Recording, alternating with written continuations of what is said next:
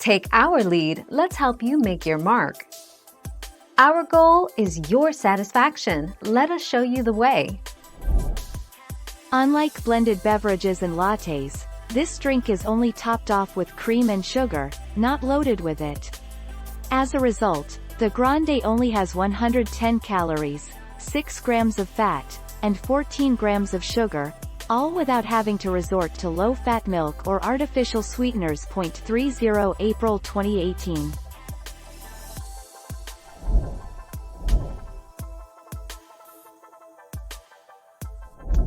Let's help you make your mark. Today, Starbucks announced 2 new cold coffee beverages and a delicious breakfast sandwich that will be added to its summer menu at Starbucks stores across the U.S. starting Tuesday, June 23. Customers can now enjoy the new cold brew with cinnamon almond milk foam, cold brew with dark cocoa almond milk foam, and the 23rd of June 2020.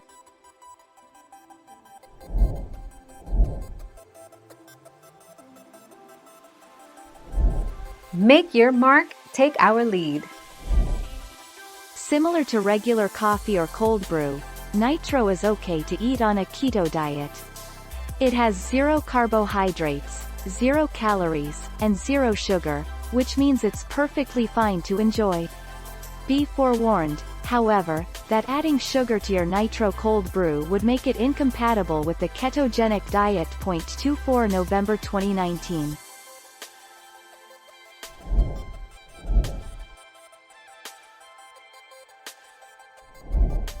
Take our lead.